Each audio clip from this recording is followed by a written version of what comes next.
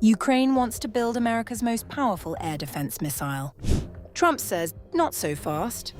Just days after Zelensky said Washington had agreed, Trump is casting fresh doubt over Patriot missile production. Ukraine calls it a military necessity. Trump says he's looking for peace, not missiles.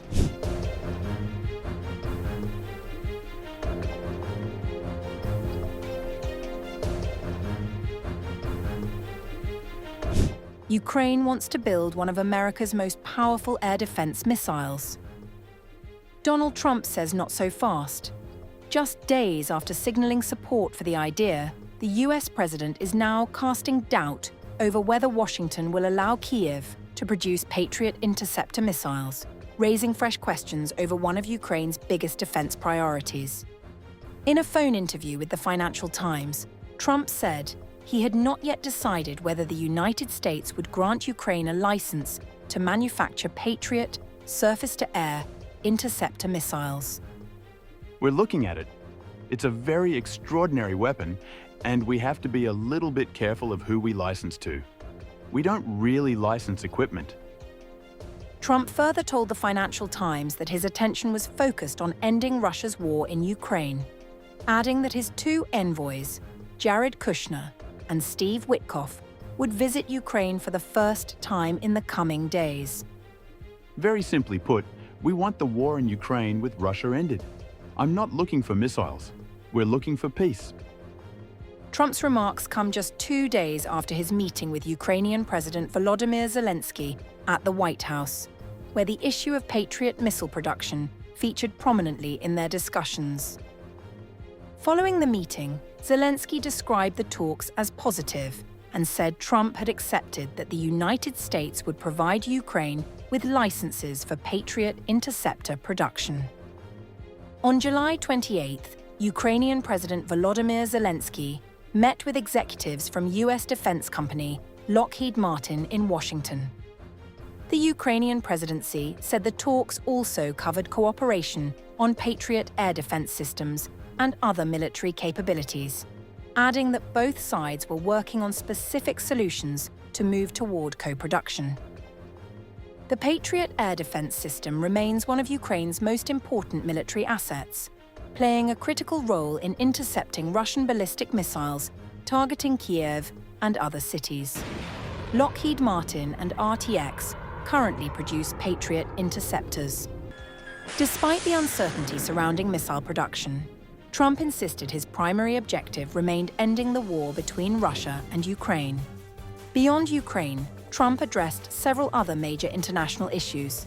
Referring to Iran following its recent attacks across the Middle East, he declared, We are beating the hell out of them.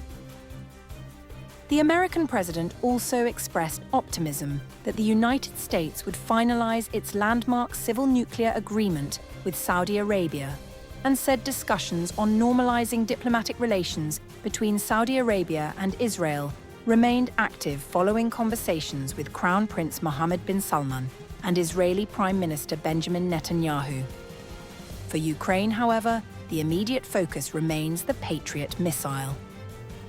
With Russian missile attacks continuing and Kyiv seeking greater self-reliance in defense production, Trump's hesitation leaves one of Ukraine's most important military ambitions hanging in the balance.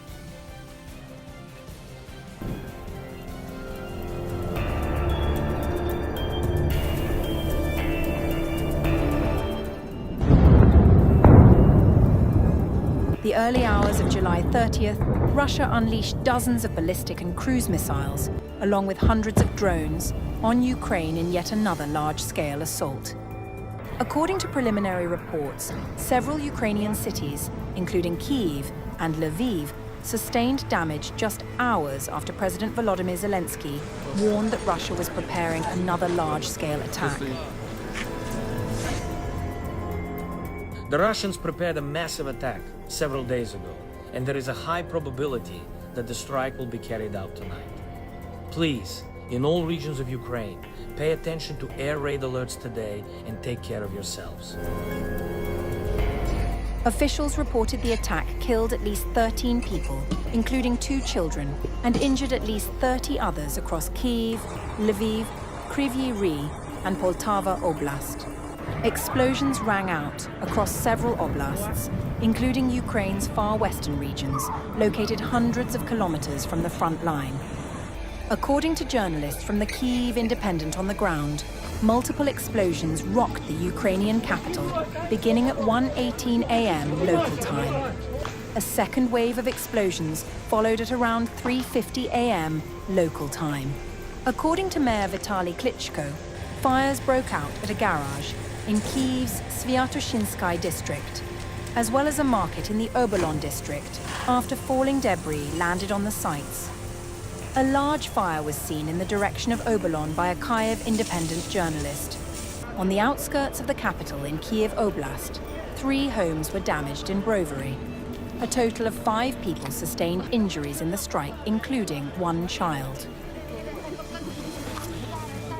Following the attack, President Volodymyr Zelensky posted on X that the latest wave of Russian strikes once again proved that protection against Russia's missile threat was the most important task in saving Ukrainian lives.